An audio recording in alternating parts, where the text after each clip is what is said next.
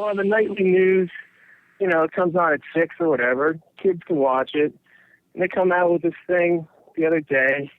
And it's basically they're saying that the whole world is preparing for incredible backlash because the Democrats have decided to release this torture information. Right. And I guess, as I said, it's on at 6. And, you hear this news and stuff. And so you have a child, I have 2 sons. And there's some point where you need to explain to your children. I don't know if mine was old enough yet. And I'll hang up and you can talk more about it if you feel like it. But at some point, isn't it wild how you have to, tell them the truth? You can't sugarcoat this shit.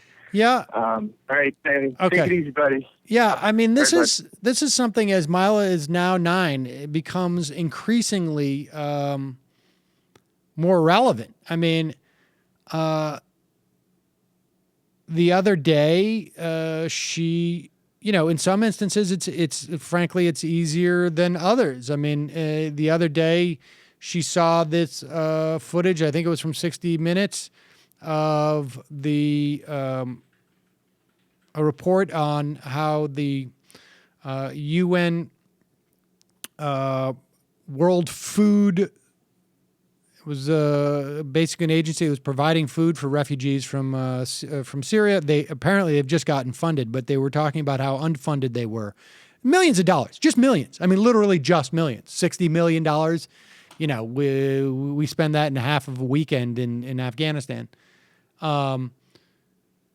And she started crying, and I had to explain to her, she knows about this war in Syria, and then there are people living there, and she had to see images of it, and it was very disturbing to her just to see. I mean, the images weren't disturbing other than the fact that she felt bad. She saw family and kids, and she could put herself in that situation.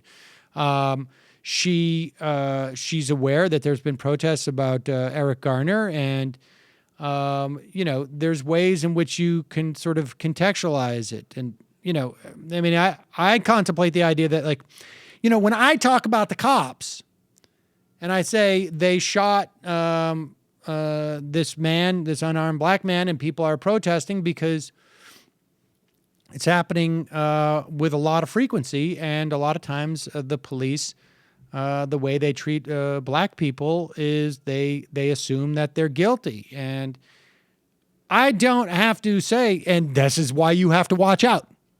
I never have to say that to her.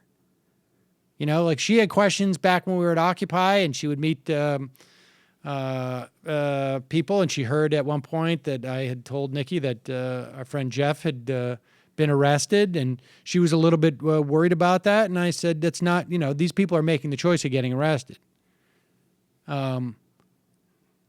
You tell your kids. I mean, I don't believe in exposing kids at too young of an age to this stuff. I don't think there's any necessity for them to know.